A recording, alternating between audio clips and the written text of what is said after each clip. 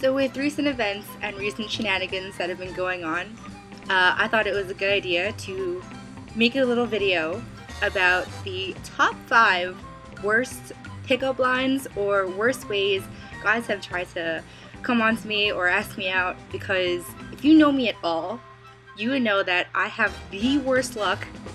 Not just worst luck, but the weirdest luck.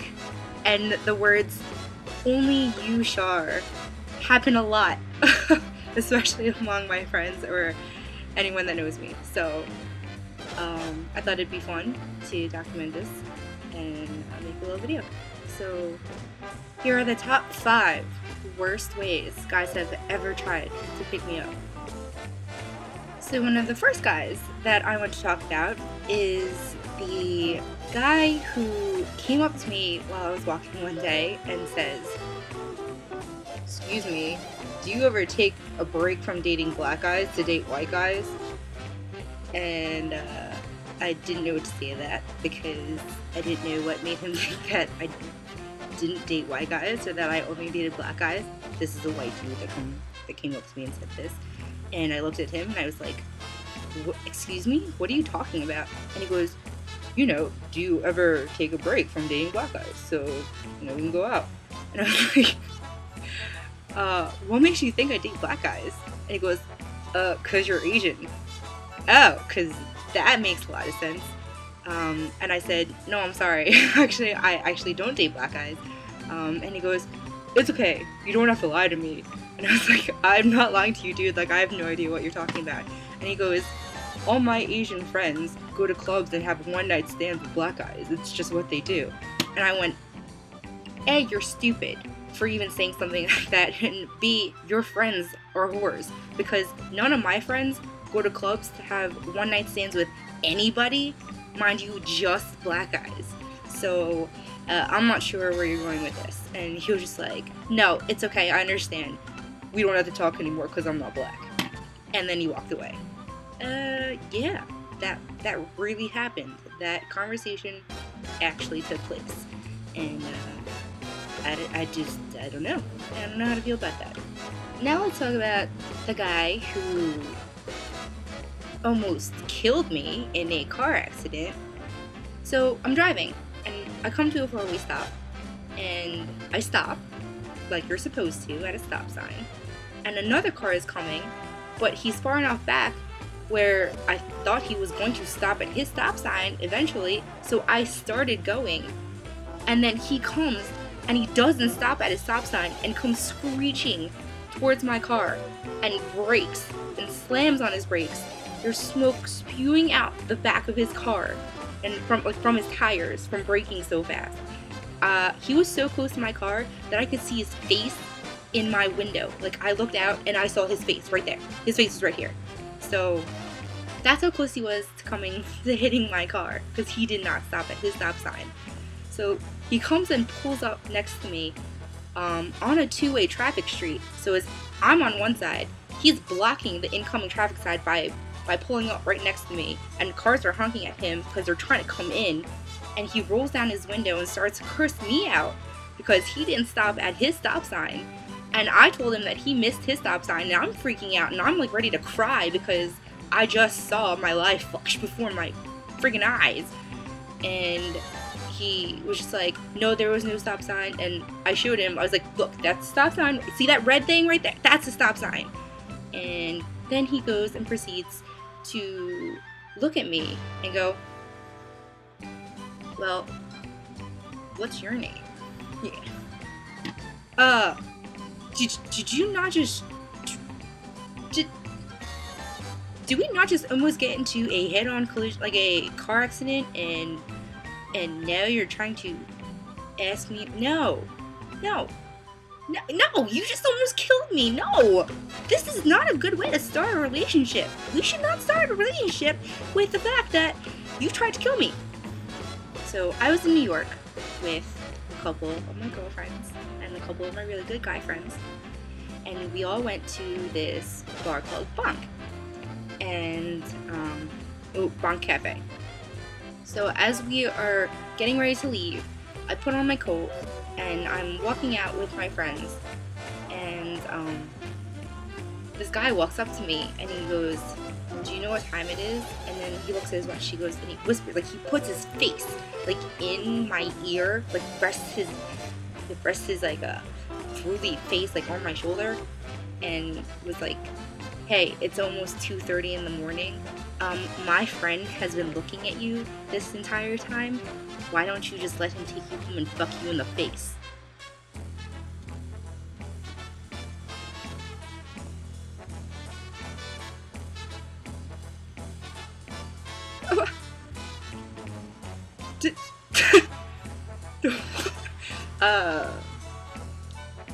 I was as flattered as I was that somebody was looking at me all night, and his friend had to come up to me and say, "Why don't you let him take you home so he can fuck you in the face?"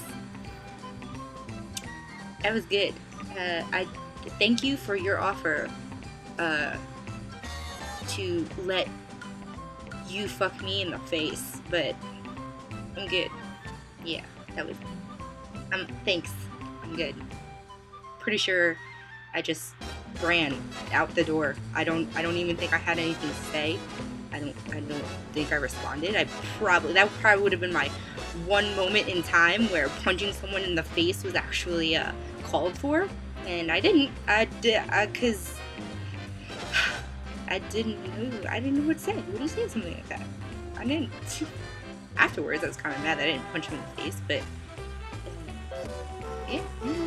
One of my most recent fun things that have happened has been all over Facebook, because it was an online thing where this guy friended me on Facebook because we had mutual friends, and I should have known better. I thought maybe I met him at a party or something. We had mutual friends. I didn't know if I just met him once or whatever it was, so I accepted his friend request. He kept writing on my wall, like, "Let's meet up," like, "I'm gonna be in town," and I never responded because I've never spoken to this kid before, so I thought that was kind of weird. I didn't know what he was talking about. So then one time he actually, like, he said it again. He was like, "Let's meet up, I'll be in town on Tuesday," or something like that, and I said, "No thank you." And I was like, "I don't even know you." And he was like, "You can get to know me," and I said, "No, I'm good." And then that was literally the end of the conversation. Those two lines that I wrote back to him right then was the only thing that I ever said to him, ever. So I've never met him before. I've never spoken to him before. Those two lines of rejection were the only things I've ever said to him. So he defriends me after that, which is fine because I didn't care. Like, yeah, okay. Anyway, I wake up one morning and I have a ton of notifications on Facebook and a ton of freaking out text messages from my friend, Chris, who is telling me that he didn't have anything to do with this conversation. And I'm like, what are you talking about? I had written on my friend Chris's wall, "Just kidding," like, I saw that he had friended my sister on Facebook, and I was just totally kidding around, and I was like, "No creeping on my sister on Facebook."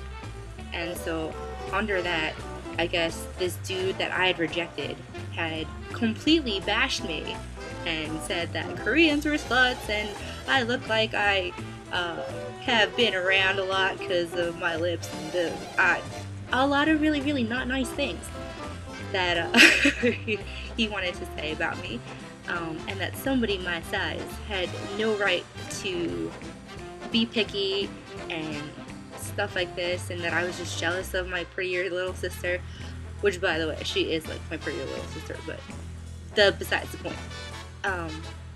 For him to tell me that I had no right to be picky because he was pissed off was kind of weird, and I've never met you. And then after that whole debacle happened, I get a friend request, like literally an hour later. It's from him, like, who wanted to refriend me, which I didn't understand. Then I messaged him back and I was like, "Are you absolutely fucking kidding me with this friend requesting thing? Like, what is wrong with you?" And then he was like, "I miss us." And then here's the screenshot of what it actually was. I'm sure everyone's already seen it on Facebook. And I didn't. Why? What? Oh. Hashtag forever alone. That's what's gonna. I'm just gonna get this tattooed on my forehead forever, because at the rate things are going, and these are I don't even think that these are the worst ones. What about the time that I was dating this guy who was apparently in the Marines or something, and out of nowhere he disappears into special ops, even though he was discharged from services. And I texted him one day and just said, hey, what's going on? And that made me the crazy person for just saying, hey, what's up? Because I almost got him killed because I sent him a text message. If you're somewhere where you getting a text message is going to potentially get you killed, what the F are you doing, first of all? Second of all, why do you have your phone with you? And third of all, what? I mean, if you don't want to see me, I completely understand, but to tell me that you're somewhere where my text message potentially threatened your life, that's the best you could come up with? And I'm the crazy one? Yeah.